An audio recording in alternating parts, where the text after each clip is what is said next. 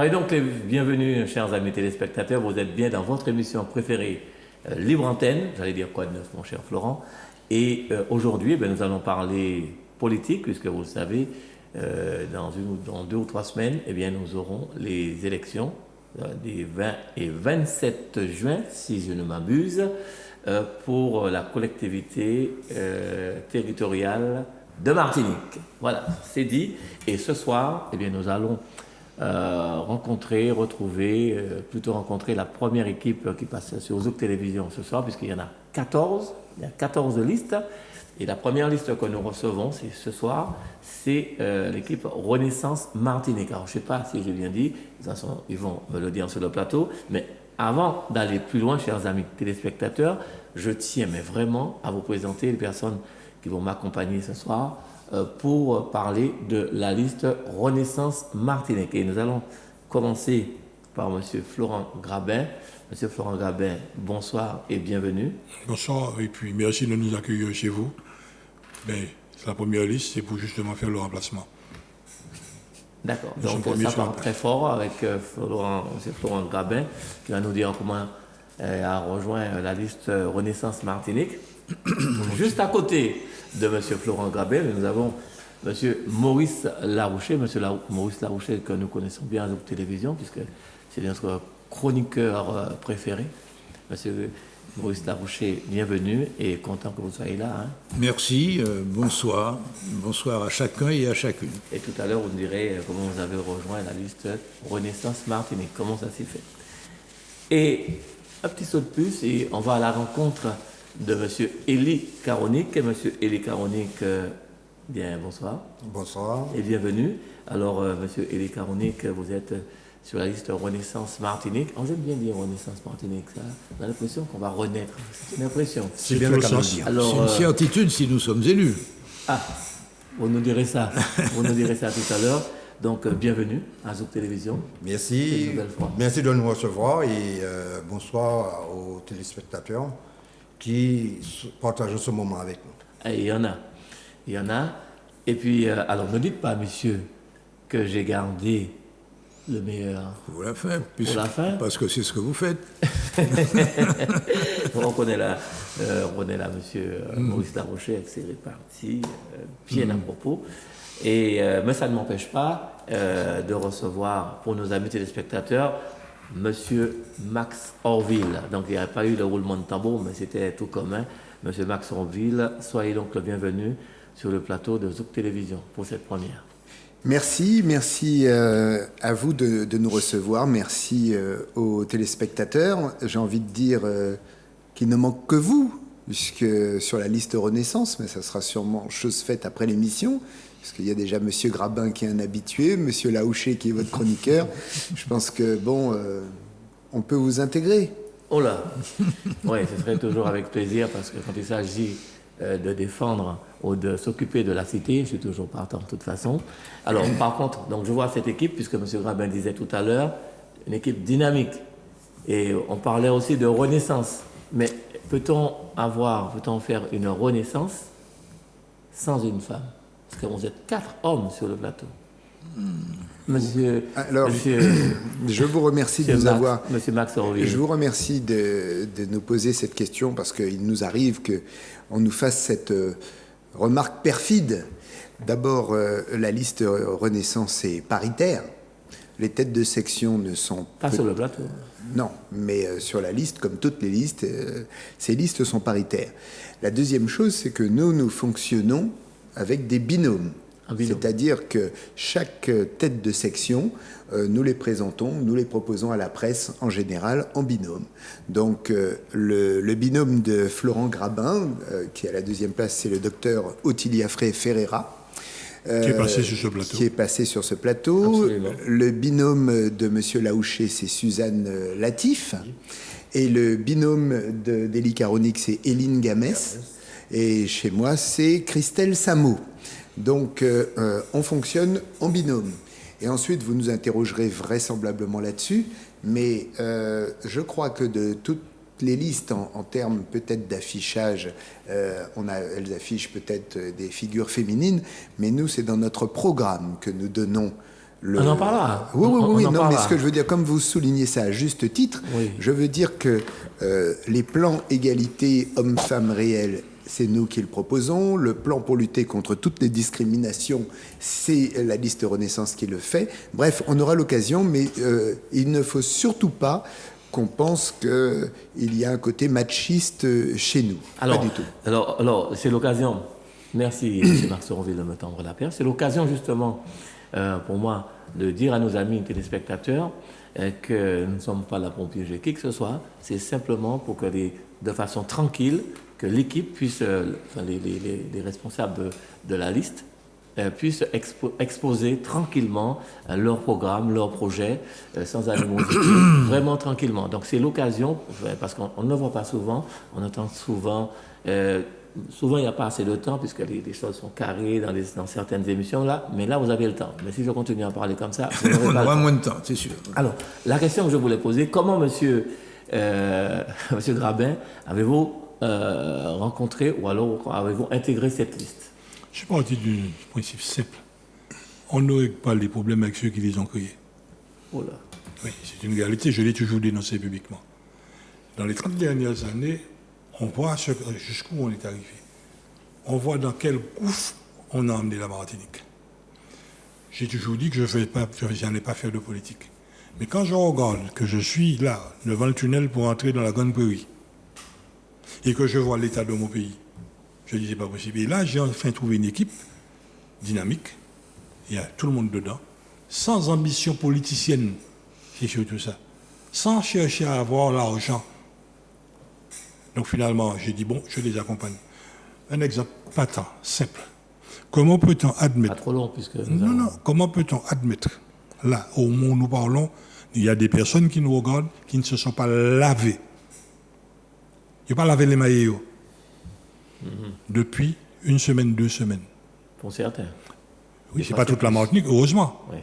Comment peut-on accepter que pendant 12 ans, qu'on ait eu autant de cirques, autant de pataquès sur un tuyau qui demandait que 3 semaines pour être réparé? Donc quand j'ai vu tout ça, j'ai dit, bon, stop, on arrête tout ça. Maximo, il est prêt à le faire. Il y a Orville, oui, il est prêt à le faire, on y va. Bien. Monsieur Maurice Larouché, donc peut-être que vous aussi, vous n'aviez peut-être pas envie de faire de la politique ou de revenir dans la politique, et pourtant, on vous retrouve sur une liste et qui plus est tête de section. Alors, qu'est-ce qui vous a poussé? Qu'est-ce qui vous a autorisé? Je ne sais pas, qu'est-ce qui vous a pris? Qu'est-ce qui m'a pris? Il y a une particulière, sinon la continuation d'un combat que je mène depuis peut-être 40 ans pour mon pays, et dont je vois qu'il a besoin encore et encore de soldats. Car nous sommes aujourd'hui dans une situation extrêmement inquiétante, une situation dans laquelle la violence ne cesse de marquer des points. Et cette violence, elle naît notamment, mais très clairement, dans le monde politique. Il suffisait de regarder les réunions plénières tant du Conseil régional antérieurement que de la CTM, pour constater la violence. Vous renvoyez tout le monde dos. Ah non, mais tout ce monde fait preuve d'une violence incroyable. Mettez-vous à la place d'un gamin de 12 ans ou de 13 ans qui regarde. Nous disons tout le temps, les jeunes manquent de repères. Mais parmi les repères, il y a ceux qui ont été élus. Quand ces jeunes de 12 ou 13 ans regardaient depuis une dizaine d'années déjà, et même davantage, les gens qui nous dirigent, ils voyaient que c'était des gens qui n'avaient pratiquement aucun point commun. On avait l'impression qu'ils étaient dans des pays différents, c'est-à-dire des désaccords systématiques. Je prends un exemple de violence. Lorsqu'un président de CTM fait voter un texte par la plénière de la collectivité territoriale, que ce texte est voté à l'unanimité et que ce président décide de ne pas, président du conseil exécutif, décide de ne pas exécuter la décision qui a été prise par la plénière, est-ce que vous ne trouvez pas que c'est une violence majeure? C'est une violence majeure. C'est peut-être une façon de concevoir la politique, de concevoir la gestion des choses. Mais oui, une façon peut-être autocratique, peut-être. Voilà, eh bien, est-ce que c'est la démocratie? Je ne suis pas sûr qu'il y ait une concordance entre l'autocratie et la démocratie. C'est l'une des raisons pour lesquelles je suis ici ce soir. Merci. Alors, Monsieur Élie Caronic, donc vous avez rejoint la liste Renaissance Martinique. Et vous auriez pu rejoindre une autre liste. Pourquoi Renaissance Martinique? Pourquoi Renaissance Martinique? Parce que j'ai travaillé depuis longtemps avec M. Orville. Le côté humaniste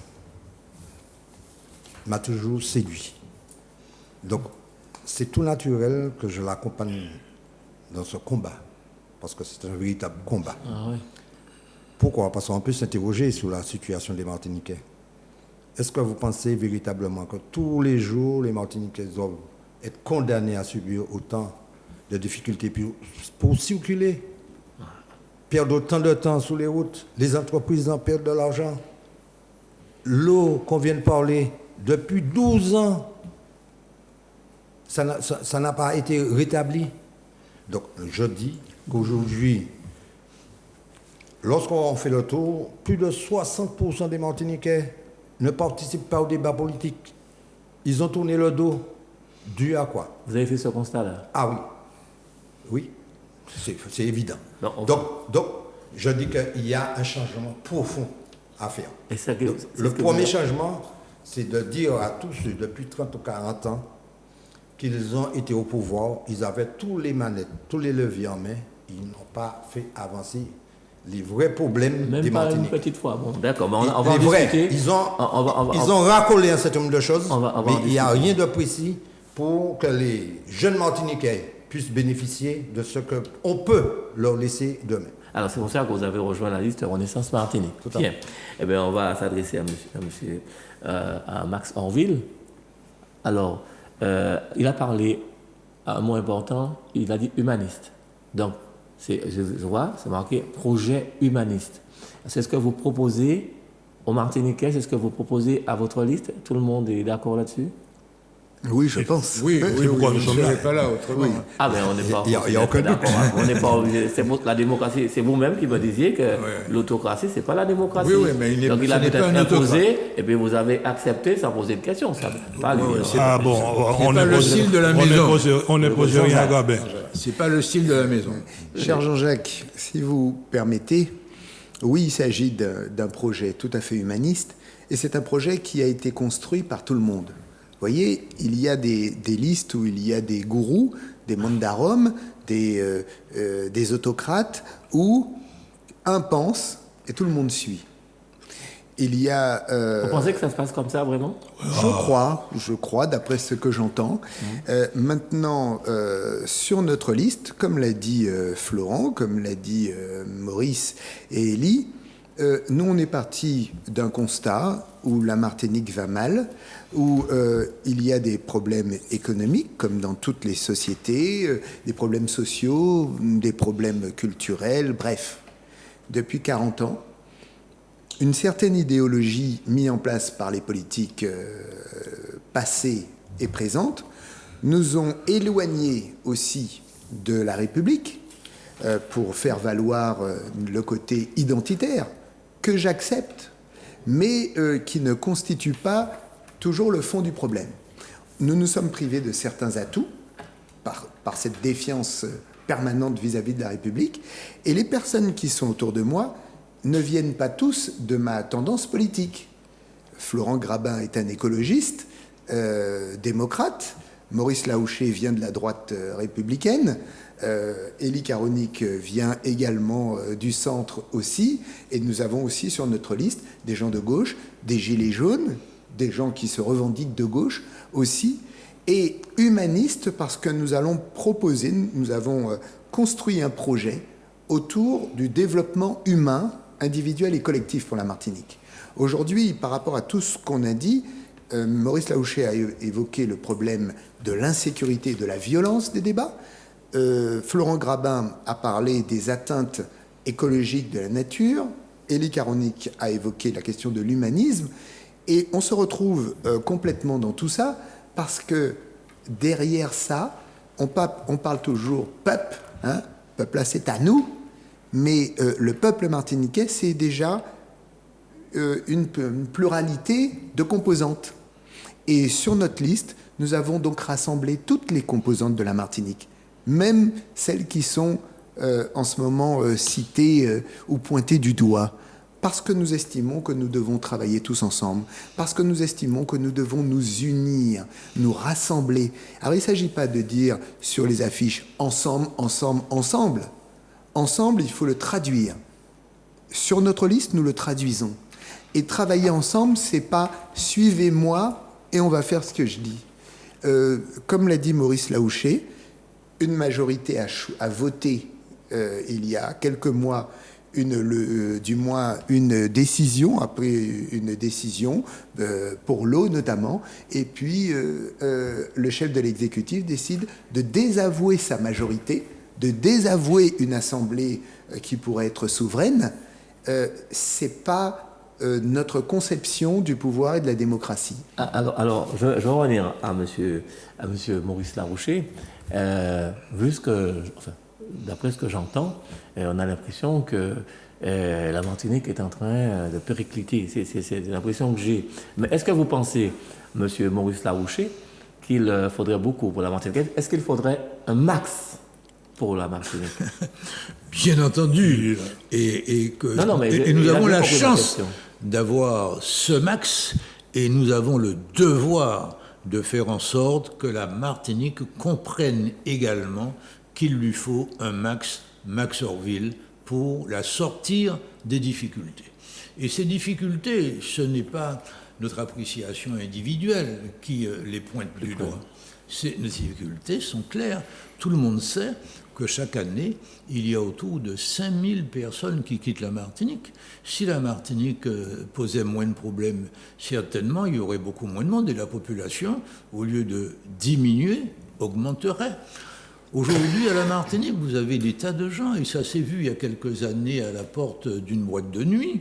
Vous avez des gens qui ont un bracelet électronique à la cheville, mais un colt à la ceinture, et qui sont employés par des collectivités.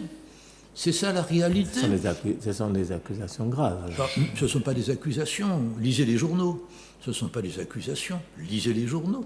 C'est ce qui s'est passé il y a 5 ans et demi, quelques semaines et avant les collectivités. Mais bien entendu, renseignez-vous. C'est une entendu, réalité. Mais je ne savais pas qu'ils avaient un pistolet à la ceinture. Mais exactement. Ils avaient le bracelet électronique à la cheville et le colt à la ceinture, et avec le colt, ils ont tué. C'est ça la réalité.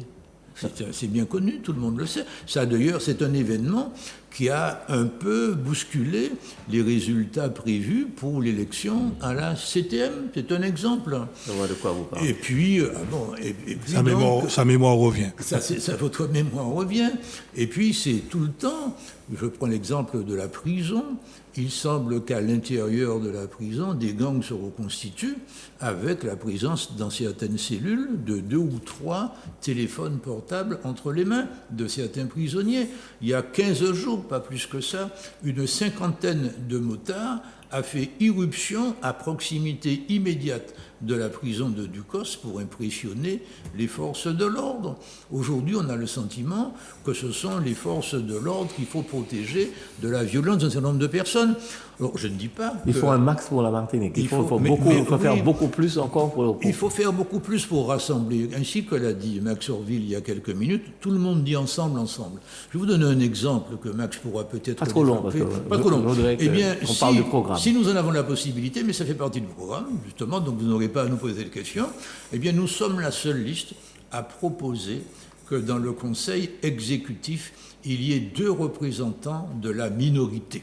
Ça ne s'est jamais vu à la Martinique, au niveau en tout cas... 2 représentants. Alors, 2 représentants. Permettez quand même. Oui, c'est une manière de faire vraiment ensemble. Absolument. Alors peut-être que la tête de liste pourra peut-être intervenir là-dessus. Mais vous avez bien vu comment les choses se sont passées pour cette 2015-2021. Vous avez bien vu comment ça s'est passé.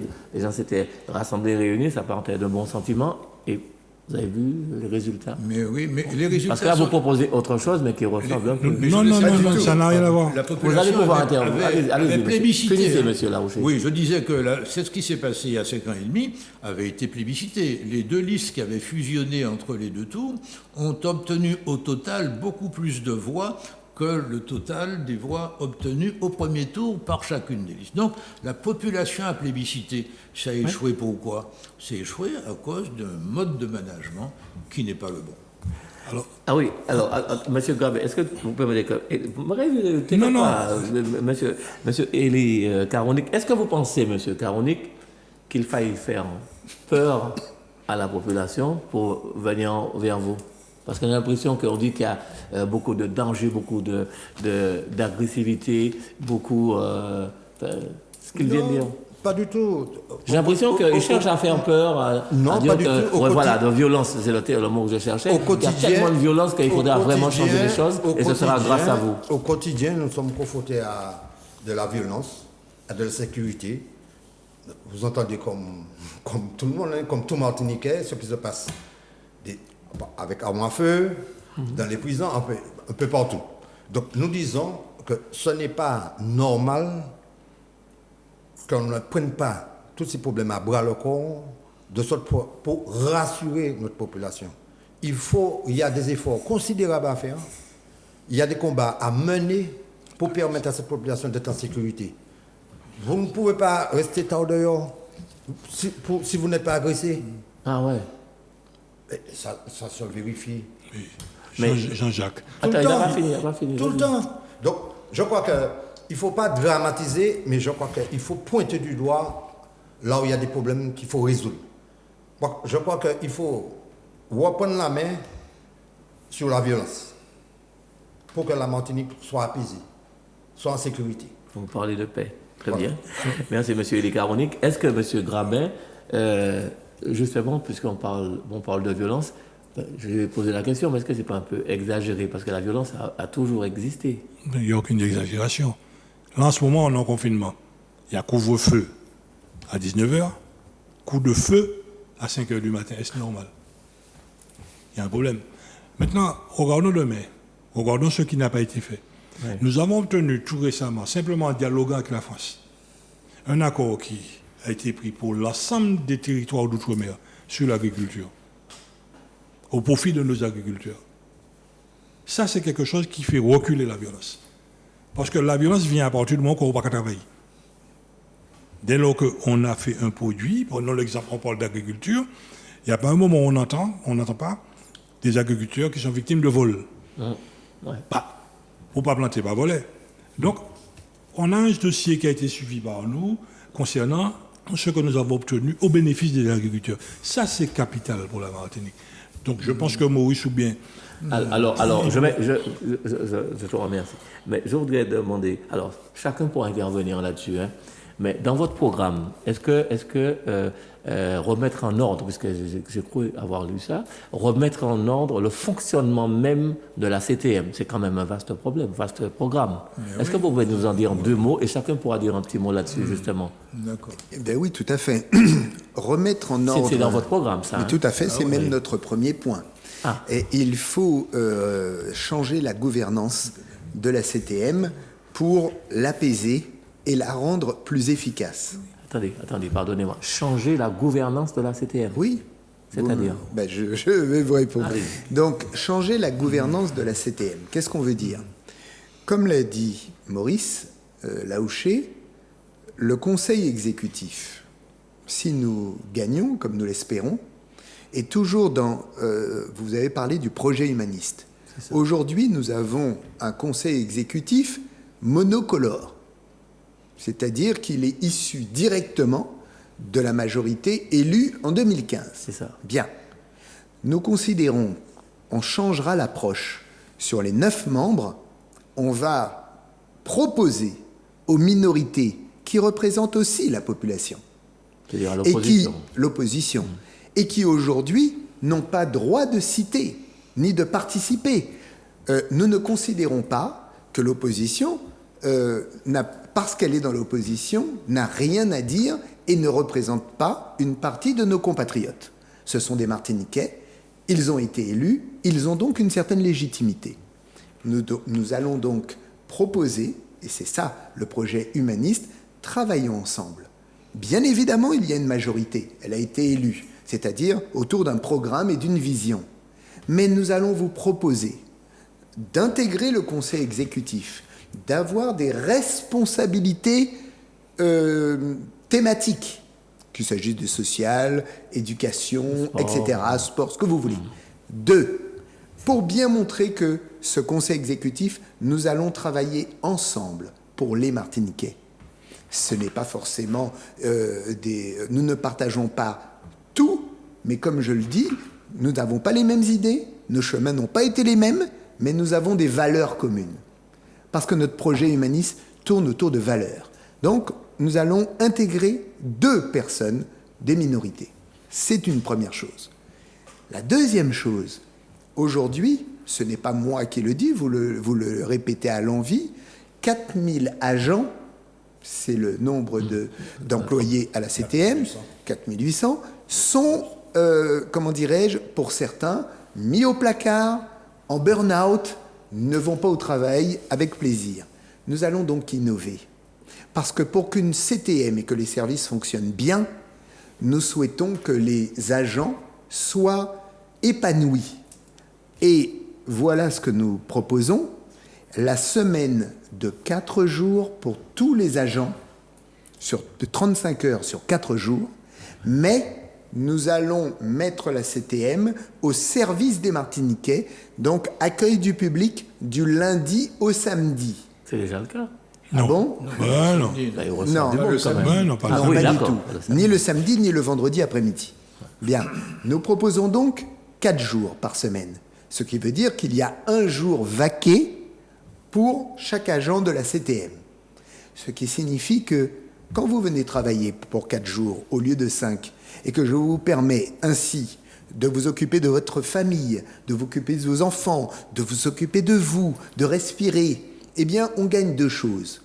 1, les agents vont travailler beaucoup plus détendus, sachant qu'ils viennent pour une certaine durée. 2, nous améliorons le bien-être et la qualité pour les agents. Et 3, nous permettons à ces agents de consommer et de travailler, et nous développons de nouvelles activités, de loisirs touristiques, etc. Donc, comprenons-nous bien, le service public fonctionnera à la CTM, parce que la CTM est au service des Martiniquais et non les Martiniquais au service de la CTM. Donc le service travaillera du lundi au samedi. Nous négocierons avec, bien évidemment, les syndicats et nous leur montrerons tout l'avantage qu'ils peuvent en tirer. Et vous pourrez, Jean-Jacques, si ce que je vous souhaite, si vous avez une démarche à faire le samedi ou le vendredi après-midi, trouver quelqu'un qui pourra la récupérer et vous aider et vous accompagner.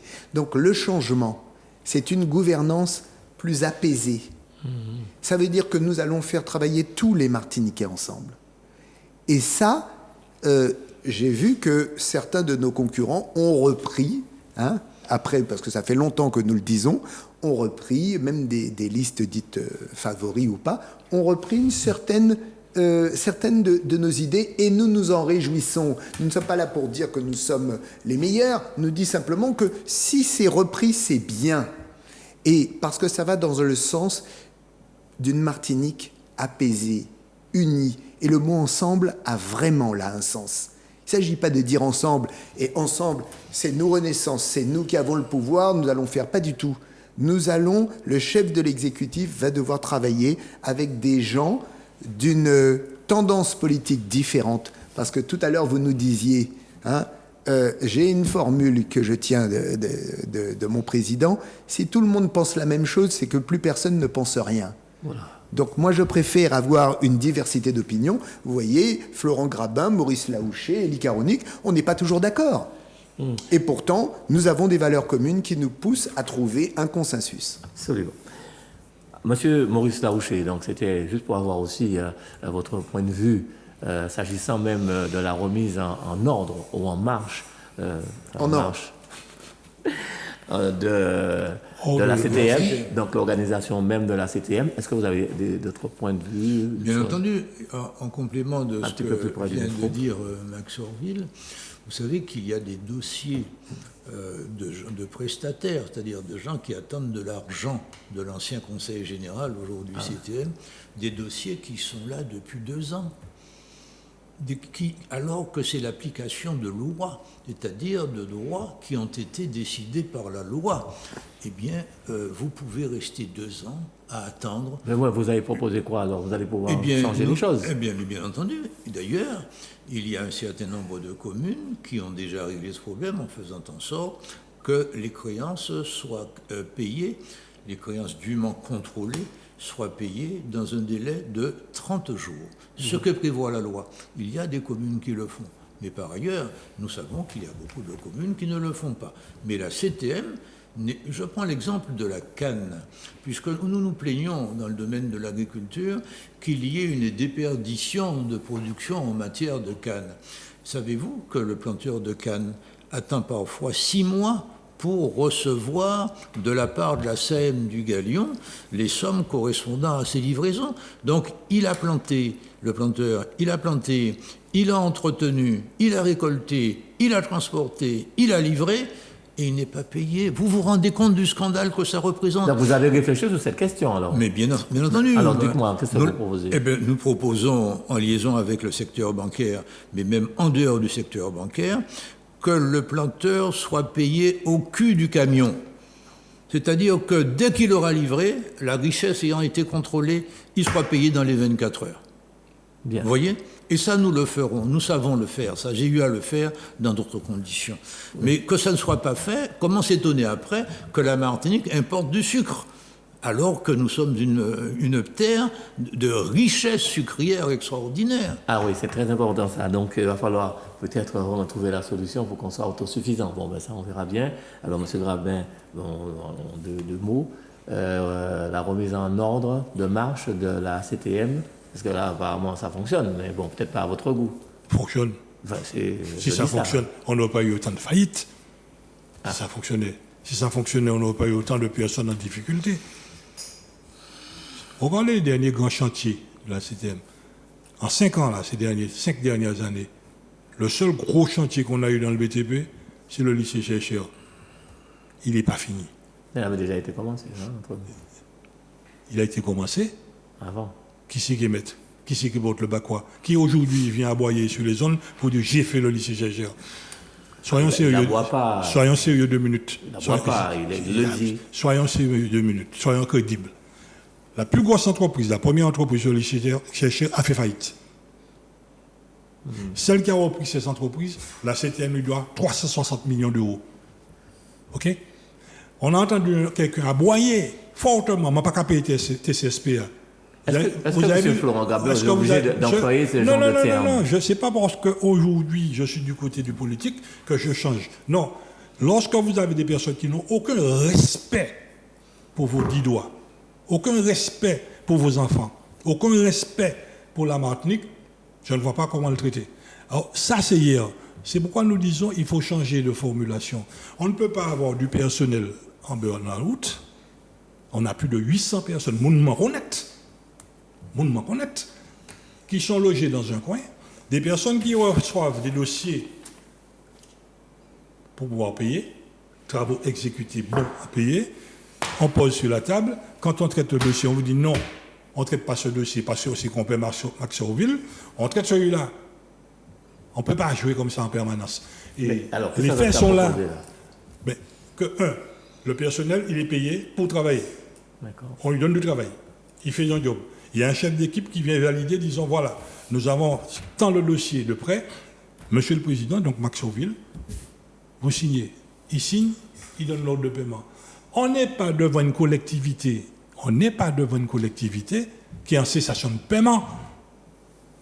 On est devant une collectivité qui a l'argent. En général, comment on paye? On paye à partir du moment que la collectivité a du crédit. OK? Or là, il a toutes les sommes qu'il faut pour payer. J'ai entendu dernièrement sur les ondes. Pour comprendre, il faut écouter. Mais l'auditeur nous descend à lui et l'auditeur est victime de ce qui se passe.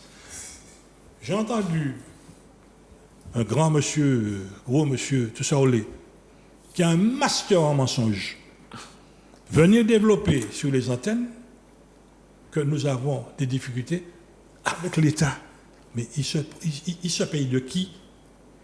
L'État ne paye que s'il y a l'argent. Et malheureusement, souvent, ce sont des paiements qui sont faits par ordre de priorité. Alors, Jean-Jacques, on ne peut pas continuer comme ça. Nous avons des projets pour développer notre pays. Nous avons un projet sur l'eau, un gros projet sur l'eau, où on pourra faire relancer Séguino en 3 semaines, 380 000 euros. Dès l'élection, donner l'ordre de service pour que l'entreprise puisse finir les travaux. 83 mètres. 83 mètres.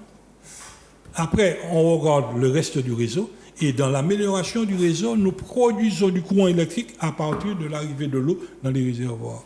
Donc on a plusieurs projets, sans compter dans l'assainissement. Vous avez vu le gaz méthane qu'on perd dans les assainissements. Il faut mettre des méthaniseurs sur les stations d'épilation pour produire du courant électrique. Bien. Donc on a un tas de projets écologistes pour pouvoir permettre de faire le développement de notre pays, faire en sorte que nous puissions sortir nos enfants des abribus. Vous n'avez l'ingénieur d'abribus. C'est normal ça? Ah oui, ingénieur en abribus. Alors, il est chaotique. Donc, ça, on va penser de ça. Alors, à propos de la remise en ordre de marche, de fonctionnement de la CTM.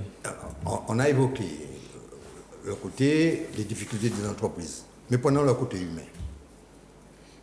Nous avons une population vieillissante. Lorsque vous avez quelqu'un qui travaille, qui s'occupe de sa maman ou de son papa, ou de sa tante, de sa grande-tante, qui commence à avoir des problèmes, ça se fait ressentir. Vous commencez par prendre des petits congés maladie, vos congés pour essayer de s'occuper d'elle. Entre-temps, vous faites une demande d'aide pour s'occuper du parent. 9 mois, 10 mois. C'est normal, ça? Et c'est une réalité en Martinique. C'est une réalité. Et c'est pourquoi nous disons que nous allons nous efforcer dans les 15 jours pour apporter des réponses. Ah bon? Parce que c'est une souffrance, non seulement pour le parent qui est déjà en difficulté, mais la personne qui s'en occupe. Qui a souvent des problèmes avec son employeur, puisque souvent en retard, avec des petits arrêts. Pourquoi? Parce qu'elle n'a pas encore trouvé la solution. Alors qu'une demande qui peut être traitée dans 10 jours, dans 15 jours, dans un mois, 10 mois, des fois on demande à ces gens-là de refaire le dossier parce qu'on ne sait pas où est passé le dossier. Où se fait passer le dossier. Ah ouais. Ce n'est pas normal. Donc vous allez vous attaquer à ça aussi. Mais tout le monde le dénonce. Un jeune demande pour faire une formation, vous pensez qu'il doit attendre 1 an pour qu'il ait une réponse? Ouais. Alors qu'il y a du monde à la CTM pour travailler, pour s'occuper, il y a du monde. Le Martiniquais a des compétences. Ça, on ne dit pas. Pas à aucun moment. Mais ça dit que le management n'est pas bon. Donc, voilà le résultat qu'on a et que tout le monde s'en plaint. Alors, je vous ai entendu tous les 4 donner de l'espoir, donner vraiment de l'espoir. Mais, monsieur Orville, vous savez qu'il y a beaucoup de personnes qui ne votent pas. Bon, c'est peut-être pas spécifique à la Martinique, mais en tout cas en Martinique, il y a beaucoup de personnes qui ne votent pas et les jeunes, pour la plupart, ne se sentent pas concernés. Alors, quand on vous entend parler comme ça, et quand vous êtes sur le terrain, c'est-à-dire vous êtes élu et vous dirigez la Martinique à travers la CTM, et qu'on vous a entendu ce soir avec des choses. Il y en a d'autres, hein, vous avez beaucoup d'autres choses sur beaucoup d'autres sujets, et que vous arriviez et que vous dites là, on aurait bien aimé faire comme ci, mais il n'y a pas les moyens pour le faire, on va peut-être faire ça. Peut-être dans l'autre mandature. C'est quand même un problème parce qu'il y a beaucoup de promesses, beaucoup de belles choses, semble-t-il, et que les gens, les politiques qui arrivent au pouvoir, souvent oublient leurs promesses. Et ça fait qu'il y a plein de gens qui n'y croient plus et qui ne vont plus voter. Vous y avez pensé à ça? Mais oui. Très rapidement, si vous voulez intervenir, mais vraiment très rapidement, parce qu'on a d'autres sujets, je voudrais qu'on en parle. Par rapport à tout ce qu'on a évoqué, est-ce que vous pensez, lorsque vous voyez un certain nombre de listes, ils ont des maires qui sont dans les PCI, qui vont chercher encore des postes à la CTM. À quel moment ces gens auront le temps de travailler pour la CTM, pour les Martiniquais? Donc, c'est ce qui fait que nous appelons aux Martiniquais et aux Martiniquaises de se mobiliser pour porter ce changement. Parce que ce n'est pas normal. Il y a un manque de respect. Vous savez que vous ne pourriez pas. C'est pas le fait d'avoir un pouvoir. On a un peuple martiniquais à s'en occuper, il faut avoir le temps pour s'en occuper. Et là, avec trop de mandats, il risque de ne pas avoir le temps. Monsieur Orville, parce que vous parliez, depuis 40 ans, nous sommes les mêmes. Mais alors, c'est qu'il y a un problème. Justement, j'entends votre observation, vos griefs et la population, effectivement, qui reproche aux élus de ne pas tenir leurs promesses. Alors, je veux dire, nous ne nous sentons pas à Renaissance particulièrement concernés parce que cela fait 40 ans que nous n'avons pas exercé le pouvoir. Alors, on entend aussi beaucoup, vous ne tenez pas, les politiques ne tiennent pas les promesses, mais ce sont alternativement toujours les mêmes équipes. Donc, je crois que l'heure du changement est véritablement arrivée. Et je vais vous donner une simple anecdote. Vous savez, donc, l'équipe actuelle de la majorité est arrivée aux affaires en 2015. En 2017, soit 2 ans après, une majorité du Conseil exécutif était candidate aux élections législatives. C'est-à-dire que vous êtes arrivé pour faire un job qui n'est pas fini, mais vous avez postulé individuellement pour être parlementaire d'un État que vous, pour certains, réprouvez. Et on constate que les Martiniquais ont été à ce moment-là très clairs. Hormis les sortants, ils ont renvoyé à leurs chères études tous les membres du Conseil exécutif qui postulaient pour leur dire « on vous a mandaté pour faire un job ». Maintenant, aujourd'hui, comme le dit Maurice, et il va le dire mieux que moi, si vous voulez, sur les 14 listes, il y en a 9 ou 10 qui ont déjà... Il y en a 6 qui ont déjà occupé des responsabilités et 8 qui n'en ont pas encore occupé au niveau de la CTM ou du Conseil général du Conseil régional. Eh bien, si nous avons la naïveté de croire que les 6 listes qui n'ont pas réussi depuis 40 ans, un peu moins pour certains, mais pour certains 40 ans, vont maintenant réussir ce qu'ils n'ont pas fait, c'est que nous sommes très naïfs. J'ajoute que quelle que soit l'option politique qui va être au pouvoir, il va y avoir des comptes à régler. Ceux qui seront à la tête du Conseil exécutif... Vous parlez pour vous Non, je parle de ceux qui sont candidats. Non, mais ceux qui vont arriver au pouvoir. Oui, voilà. Si ce sont des listes qui sont différentes de la nôtre, ce que je ne souhaite pas aux Martiniquais. Mais si ce sont des composantes des 6 autres listes, des 6 listes qui ont déjà occupé le pouvoir à la Martinique, il va y avoir des règlements de compte. Et aussi bien les majoritaires que les minoritaires voudront régler leurs comptes. Ils vont régler ces comptes-là sur le dos des Martiniquais, comme on l'a vu au cours des 5 dernières années. Vous voulez dire que ça n'avancera pas? Ça n'avancera pas. J'en ai l'intime conviction. Alors, monsieur Grabin, Florent Grabin. Non seulement je confirme ce que vient de dire Maurice, mais n'oublions pas une chose. L'ingénierie financière de notre collectivité. On a une collectivité qui n'a pas de projet. 5 ans, il y a là. N'a pas de projet. De l'argent que le préfet, de l'argent de l'Europe, que le préfet est obligé de dégager d'office. Non, mais je parle des promesses... Non, je parle de ce qui a été fait qui nous a poussé à faire en sorte que justement nos promesses seront tenues. Ah, d'accord. Nous avons des équipes qui détestent la France, révolutionnaires mais fonctionnaires. Le 28, il y aura la face là. On ne peut pas continuer comme ça. Nous avons des personnes révolutionnaires qui ne veulent pas entendre parler de la France, indépendantistes autonomistes, qui sont députés, qui sont parlementaires. Il y a un problème. Or, nous, lorsque nous regardons dans notre paysage autour de nous ce que nous obtenons, nous n'avons rien contre l'Europe, rien contre la France. Nous avons des projets qui sont finançables. On peut être autonomiste dans l'ensemble français. Ça n'interdit pas que vous preniez des projets. Si votre seul projet, c'est aller toucher à la fin mois, plein poche, vous faites affaires, prends avion en première, et ensuite, vous n'y mangez la paix. Ok, tu connais cette formule? C'est pas comme ça qu'on gère un pays. Nous disons, il faut des projets, de gros projets pour la Martinique. Il faut un accompagnement européen. Il y a toujours de gros projets pour la Martinique. Et combien qui ont fait des financements européens? Combien qui sont sortis de terre? Combien qui sont sortis de terre? Depuis une dizaine d'années, On est mort. Sans vouloir contester, parce que je sais que le temps tourne, oui. mais vous savez quelque chose, il y a une réalité que Maurice aime à dire. Aujourd'hui, il y a 43 000 chômeurs. Le chômage, c'est l'esclavage moderne. Aujourd'hui, le chômage est mère de la pauvreté, de l'insécurité. et on l'a dit. Aujourd'hui, si on ne met pas en place des grands projets structurants pour faire repartir notre économie rapidement, et aujourd'hui, depuis la rocade, c'est-à-dire depuis bientôt 40 ans, avez-vous un grand projet structurant? Nous en avons au moins 2. Vous pouvez les dire? Alors, Florent a parlé du plan eau-énergie, c'est-à-dire qu'aujourd'hui, après deux ans de carême, les Martiniquais on souffre toujours. Il y a donc un plan eau, Florent vient de vous dire, en 3 semaines, on règle le problème de l'eau provisoirement. De Séguineau. De Séguineau pour alimenter toute la Martinique. Puis, ce grand projet-là de réfection et de sécurisation de toutes les canalisations, déjà pour avoir une eau plus propre, plus saine, moins empreinte de perturbateurs endocriniens. C'est un grand projet qui va relancer l'emploi et relancer le BTP sur 15 ans. C'est un projet de 1,5 milliard. Ça veut dire que donc des entreprises vont faire.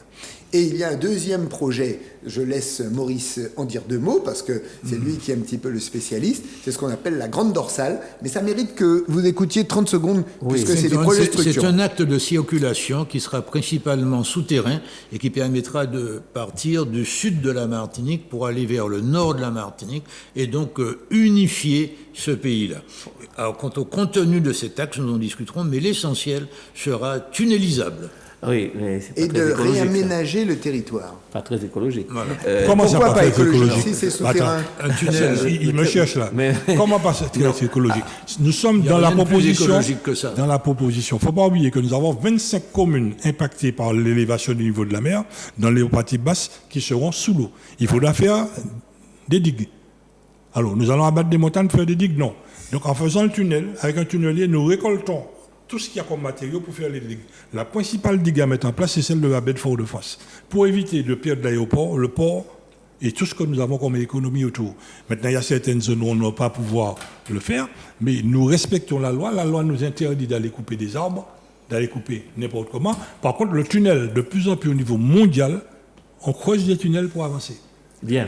Le Alors, tunnel sous la Manche en est la preuve. absolument. Alors, donc, est-ce que ça c'est pas le temps, est-ce que la Martinique manque réellement d'attractivité, monsieur Orville? J'ai envie de dire, j'en reste béat, mais Pourquoi? oui, tout Parce à que fait. les gens s'en Mais vont, les oui, gens n'investissent pas dans le pays. Mais vous avez une démographie en baisse. Nos propres enfants s'en vont et ne reviennent pas. Nous avons une démographie en baisse. Nous avons une économie qui est atone, ou composée de petites et moyennes entreprises, et que lorsque nous avons en plus une crise sanitaire majeure, sans l'aide de la République qu'on fustige, sans l'aide de l'Europe, eh bien, il y aurait encore eu plus de faillites en Martinique. Ce manque d'attractivité fait que ça crée du chômage, de la pauvreté, de la précarité. Donc cette attractivité, il faut la restaurer urgemment. Et pour pouvoir restaurer cette attractivité, il faut bien se dire une chose, et ça c'est notre liste. Nous sommes une liste avec une identité forte martiniquaise, mais avec la volonté de dire que nous allons travailler avec la République et avec l'Europe, non pas en conflit, mais en partenariat, parce qu'on ne va pas se priver d'atouts pour obtenir. Tout à l'heure, Florent l'a dit, il faut des réseaux. Là, sur la question européenne et pour la défense de l'agriculture martiniquaise et des Outre-mer, nous sommes intervenus, on peut le dire très clairement, auprès de nos eurodéputés et auprès de l'État français pour obtenir une magnifique victoire qui a protégé les fonds européens pour nos agricultures. Oui. Alors, malheureusement, nous sommes à la fin de l'émission, mais j'aurais aimé quand même que... Désolé, Grégory, parce que là, il y a quelque chose de qui paraît intéressant, qui paraît vraiment magnifique dans le programme. C'est quelque chose que vous avez défini comme, si je me rappelle bien, l'île de la croissance verte. Qui pourrait, je crois que c'est le principal intérêt. C'est mon dada. Oui. Je ne suis pas un écologiste pastèque, vert en dehors, rouge en dedans et noir. Nous travaillons pour le pays. Albioma, par exemple, le courant électrique, il est là. Ouais. On a beaucoup de projets que nous avons accompagnés pour faire en sorte que nos enfants, des ingénieurs, enfin, tout modèle boug qui travaille en pays, c'est ça Mais c'est dommage parce qu'on n'a pas le temps de... Ça va peut-être revenir dans 7 ans, pourquoi pas. Pourquoi dans 7 ans? Pourquoi revenir? On sera là et vous nous recevrez pour qu'on vous donne, en tant que responsable, vous dire un petit peu tout ce que l'on doit faire. Tous les quatre en même temps, parce que vous serez peut-être au pouvoir et vous reviendrez dans 7 ans. On viendra vous voir. Non seulement on viendra vous voir, mais nous allons vous aider, votre antenne, à faire en sorte que... Exactement. Prenons le cas aujourd'hui. Qui c'est qui peut nous voir? Attends, vraiment, Jean-Jacques. Qui c'est qui peut nous regarder aujourd'hui? Celui qui a de l'argent. On a supprimé le regard sur ATV des personnes qui n'ont pas les moyens financiers. Et Zouk TV, pardon. Enfin, même... Aujourd'hui, sur Zouk TV, si tu n'as pas d'argent, tu ne peux pas regarder. Est-ce normal? Lorsque je regarde le nombre de personnes que Zouk TV a perdu, est-ce normal? Est-ce que celui qui a appuyé sur le détonateur est fier de lui aujourd'hui? On sait qui c'est. Et on sait qui c'est, et il demande de remettre en place. Le moment est venu de dire... Il demande de remettre en place, c'est ça? De remettre en place, il a bien pointé, qu'il faut un lot, il pas fait. Le moment est venu pour dire à l'électeur abstentionnistes, et qui est lui qui ne veut pas aller voter, à y voter. Parce qu'il ne nous dit pas à faire politique, mais cette personne est victime. Non. De son non-vote. Oui. Ça, c'est capital. Voilà. Alors, un petit mot de conclusion, parce que là, il faut qu'on termine. Vraiment. Alors, Élie Caronik. Je dirais simplement aux Martiniquais, le 20 juin, rendez-vous aux urnes. Vous pouvez vous adresser à eux. Rendez-vous aux urnes pour que le changement que nous espérons pour la Martinique soit réalisé. Et surtout, avoir un grand max pour la Martinique. Waouh! Merci, M. Élie Caronik, M. Florent Grabin. Donc, vraiment une conclusion. Simple. Nous ne réglons pas les problèmes avec ceux qui les ont créés. Mettez-nous un max en tête de la Martinique pour changer notre pays. Et celui qui dit qu'il ne vote pas, il permet aux autres de faire tout ce que nous sommes en train de subir. Merci, M. Florent Grabin. M. Maurice Larouché, donc un petit mot de conclusion. Oui, nous nous adressons également à la jeunesse. Et Max Orville a l'expérience concrète d'une modification, d'une modernisation des rythmes scolaires qui va modifier la vie de 40 000 enfants et de leurs familles et des enseignants, et dans un sens absolument novateur et efficace pour toute la société de la Martinique. C'est une raison supplémentaire pour mettre à la Martinique un grand max. Merci, M. Maurice Larouché.